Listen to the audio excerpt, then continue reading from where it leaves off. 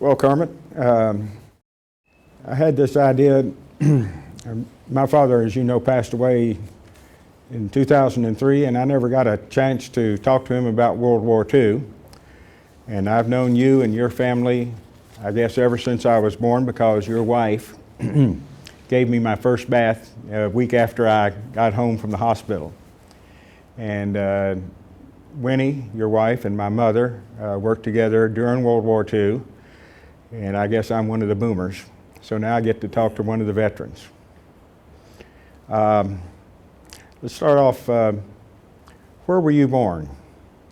In the Delton section of Pulaski County. Delton section? Yeah. Mm-hmm. Down there by the New River? Yeah. Okay. And what was it like when you were growing up? Well, I don't know, just, we made it from day to day. Mm-hmm. And I don't know what else I could say, except my family lived on a farm. Mm-hmm. And my daddy decided to come to town and go to work on public works. Mm-hmm. And they moved in just before I was old enough to start school. Okay. So you went to school in Pulaski? Yeah. Yeah, old Jefferson School. Mm-hmm. Yeah. Well, I remember that school when I was about ready to get going. I liked the sound of Jefferson better than Claremont, but Yeah. I guess Claremont was closer. I remember you, I was at your wedding. Yeah. And I've got a picture of you and Winnie at the house that we used to live out on what is now Pleasant Hill Drive, used to be Dublin Road. Yeah. Okay. Now, what did you do? How did you get into the Navy? Well, when I went in, if you had 2 arms and 2 legs and a warm body, you were gone, because they took about anything that came their way. Mm-hmm. Well, why did you, so did you have a choice? Yeah, you could pick your branch of service, and I thought about it a good bit before I finally settled, and I decided that I would rather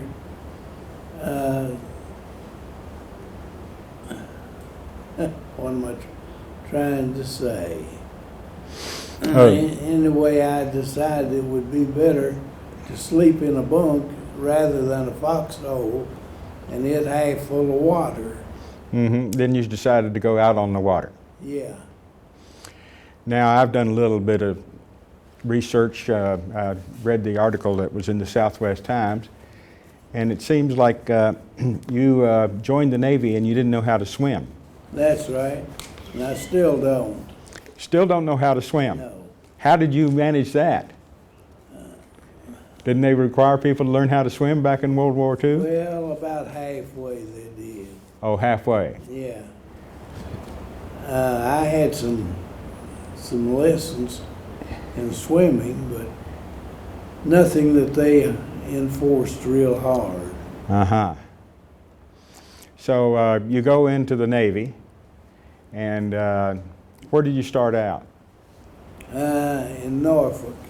They had a training station there. Mm-hmm. And I went from there on and finished my boots, as we called them. Mm-hmm. Finished those and went on to, went to radio school. Now, what did you choose radio school? I had a choice, and I can't remember what the other one was. Mm-hmm. But anyway, they called me into the office and said that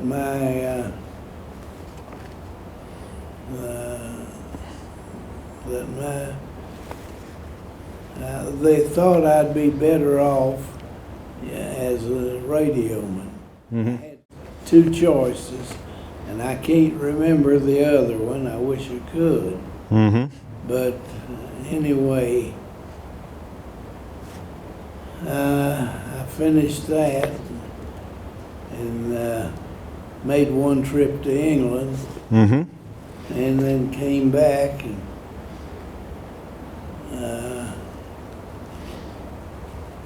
it's been so long ago that I can't Well- remember. It says here something about the SS Exmouth. Yeah, Now, SS, that sounds interesting. that was a freighter. Mm-hmm. Well, the reason it sounds interesting, I thought that, that Navy ships were usually called USS. Yeah, that's right. And this doesn't sound like a Navy ship with just SS in front of it, but that's what it says here. Yeah, it Was it a commercial ship or? yeah. Mm-hmm. What was it? Traveled in convoy. Mm-hmm. And when was this? 1942? Yeah. Okay. Now, so you were in London, it says. Yeah. Mm-hmm. And says here you were fearless Jackson. I don't know where that came from.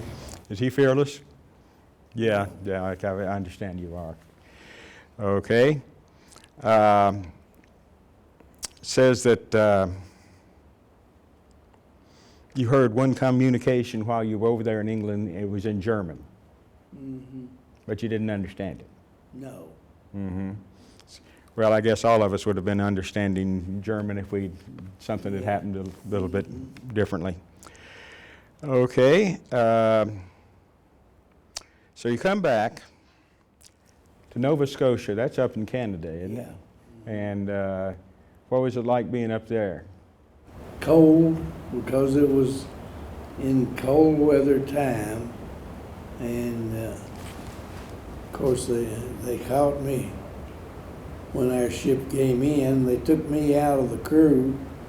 I was the Navy radioman in each crew, and I had to come back to the fleet. Mm-hmm. Well, so you were a radioman, and it said one of 13, you went on another ship when you went to the Pacific Ocean. So you've been to the Atlantic and now the Pacific. I was on a Navy ship in the Pacific. Mm-hmm. And that, it says here the Woodson. What kind of a ship was that? The Woodson, it was a destroyer escort made especially for hunting, to hunt submarines in Mm-hmm. and to escort convoys. Okay, so this is sort of like guard duty for a ship. Yeah. All right. Now, what kind of, now this required you to learn Morse code, right? I don't even know, I know that a few years ago that the Boy Scouts had to were persuaded by the armed forces to continue requiring Boy Scouts to learn Morse code. I don't know what the status of that is now. I don't, as well as I can remember, that's been discontinued. You Mm-hmm. no longer have to learn it. So you don't have to know da-da-da-da-da-da-da and all that. That's the way I understand it. I've been away from it for so long that I'm not sure about it, but Mm-hmm. Well, so how long did it take you to learn the Morse code? well, we were given 16 weeks Mm-hmm. to get the thing, and you pretty well had it down by then. Mm-hmm. Yeah. And so you've got this training, so you go to the Navy. They don't teach you how to swim, but they do teach you how to use a radio. Yeah, Did you learn some electronics? a little. Mm. They'll give you enough that you could tune your transmitter and stuff like that. Okay. Now, what kind of messages did you send and receive? Say, Well, if you were unlucky enough to be seen by a submarine, well, you had it. I tell you that. well, did you? It said in the Southwest Times you used to send ship messages by light. Yeah, blinker. Mm-hmm. Yeah, I had to learn that too. Mm-hmm. And it said here that the ships would say that they were low on fuel or something. Yeah, fuel reports. Mm-hmm. Now, did the tender, just educate me a little bit, did the, does a tender, I know it's sort of, does guard duty, does it supply supplies or does to the destroyer, or what happens there? You mean the supply ship? Oh, it's not a supply ship then, a tender is not a supply ship then? Well, I think that's that's covered by. They have actual supply ships then? Yeah. Mm-hmm. Okay. That's the reason they supply these bases way out in the Pacific where nobody would go there. Mm-hmm. Well, now, it's all nice to be out in the ship, but I guess one of the reasons anybody would go out into the ocean is that they want to land somewhere. Yeah. So where did you land? Well, of course, I only had one cruise or trip in the beginning, and I was running. My ship was running between the west coast of the United States and Hawaii. And we'd unload there, and they would distribute it. So they would distribute things in Hawaii? Yeah. Okay. And did you like Hawaii? Oh yeah. It was nice there. Clean. Yeah. Of course, this was right after December the 7th. Yeah. They'd cleaned up pretty much by the time you got there? Yeah, pretty much so. Did you see any of the destruction? Yeah, we passed right by it. I guess the Arizona, of course, is still there, so. Yeah, it's still there. What was that like to see that? Once you'd been here in the United States when that happened. Yeah. And then you see the actual results. What was that like for you? Well, I didn't see too much of it. The ship was in motion the whole time, and we'd go by it and unload our cargo. First, I was on a tanker owned by Gulf Oil Company, and we were underway all the time and didn't have time to stop and look at anything. You had to keep moving.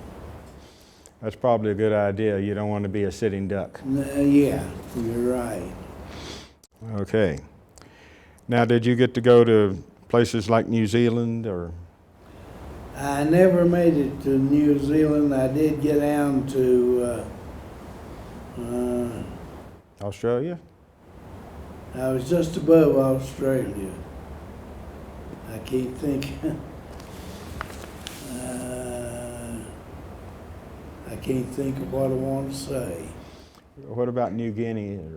Well, now we did get into New Guinea, Hollandia. But all the fighting was over with on there then. Well, that sounds like a good thing. Okay. It says here that you got your orders in Hong Kong. Had you all heard that the war was over? Just about the time, yeah. Okay. Were you, you said you were in China. Did you see anything in China? Yeah, lots of things that I didn't want to see. Oh, okay. Well, I won't go into that then. Um, so, you get out your orders to go back, and where do you want to go back? Anywhere along the West Coast. Well, why the West Coast? Oh, we were in the Pacific. Well, that's a And good you'd reason. have to come around and come through the Panama Canal. Uh-huh. To get to the East Coast. Yeah. Okay, so you didn't want to go through the Panama Canal? Yeah, it was interesting to watch it, Uh-huh. that thing work. Uh-huh. But I think they were about finished with it when I was around over there. Mm-hmm. I remember the wording on the message that sent us home. They had the address along the top of the message, and finally, the base of it said was to detach and sail Escort Division 85, and that's what we used to come back to the States on. Mm-hmm. So that's how you got back to the Yeah. States. Uh-huh. And was most people were kind of happy that the war was over, I imagine. Oh yeah, yeah. Mm-hmm. So you come back through the Panama Canal, and where do you land? No, we didn't come back through the canal. You didn't. No. Okay, so how did you get back? The ship landed at San Pedro, California, Uh-huh. and they took out part of the crew and started them back to the East Coast. They were discharging a good many people, and they had enough to get their name in the pot, as the saying is. Uh-huh. And oh, it's been so long ago that I can Well, hardly remember. I'm still trying to figure out how you got down there. Did you have to go down around South America to get home? Yeah, Was- only our ship didn't. They let us go through the Panama Canal. Okay. Well, then you came back to Norfolk, Yeah, and you got discharged there. yeah. Mm-hmm. Okay, now there was a GI Bill, and I understood you took advantage of it. Yeah, And you became a printer with Smith Brothers. yeah. Now, is there a reason why you decided to become a printer? The job was available. It's the best thing I can tell you. Mm-hmm. And you became a printer at Smith Brothers. Yeah. Mm-hmm. Mm-hmm. And as I understand, your daughter here has told me that you all did a lot of things like we didn't print any. You didn't print on a regular basis like a newspaper or magazine. No. But you might, for example, I remember we used to have minstrels and follies and things Yeah, like that. yeah. And that you printed high school diplomas, Yeah. Dublin and Pulaski. And we imprinted the names on them. Mm-hmm. Okay, so they came from somebody else, company provided the. Yeah, I don't know where they got the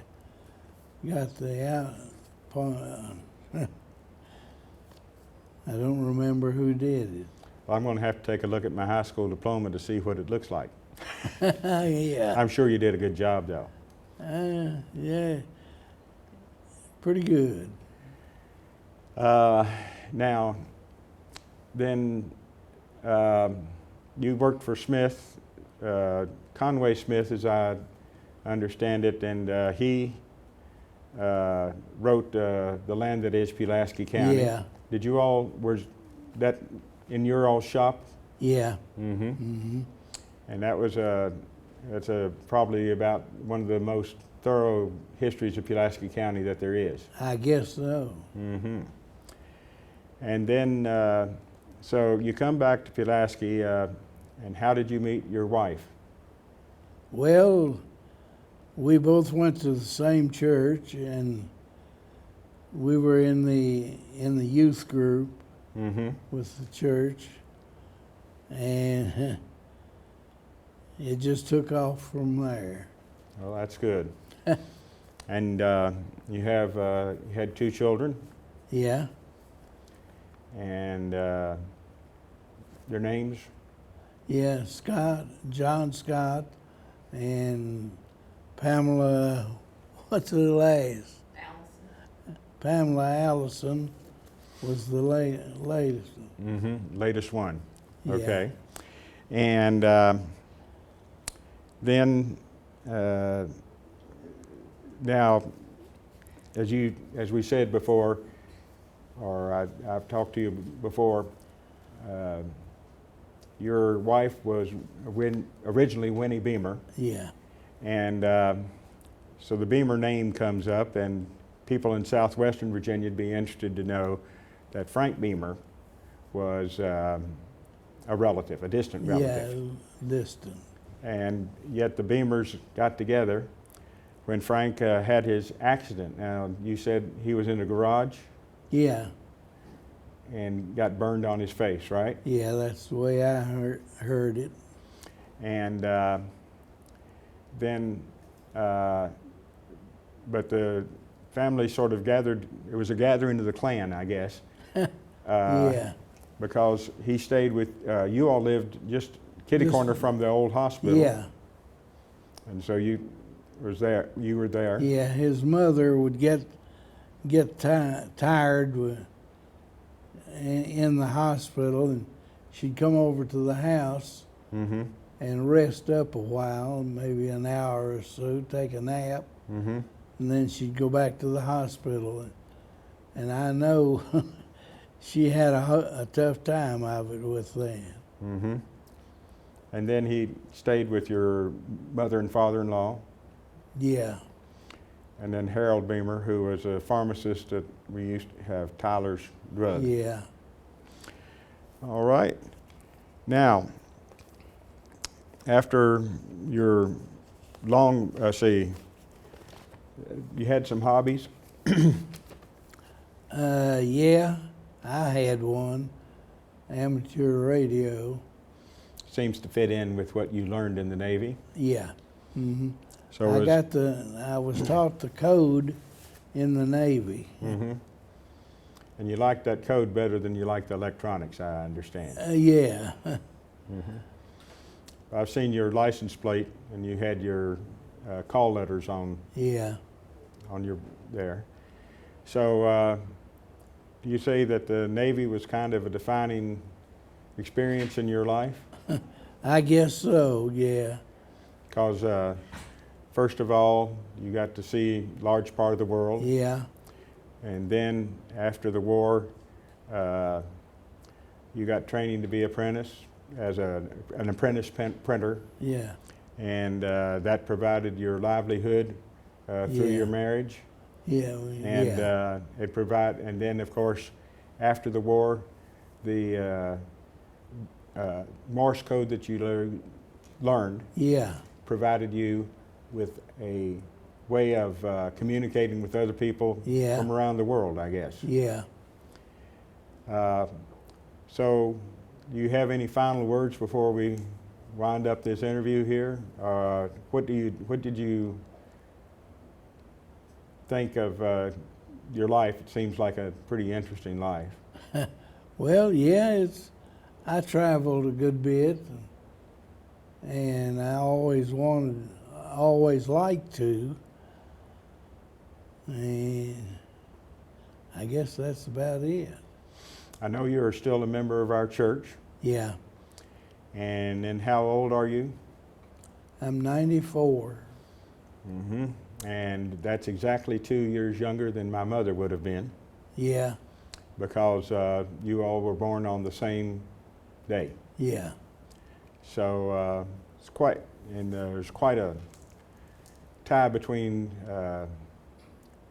our families, yeah, all the way back before World War II. yeah. They've been friends for years. Mm-hmm.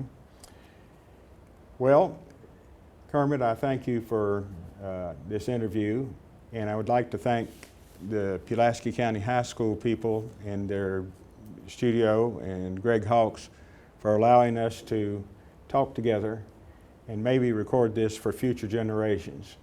I know that it's a very important part of history, and that now this is in the series of interviews, you're probably about as close to me and a close connection between myself and World War II as I could find right at this time. Thank you. Okay, thank you.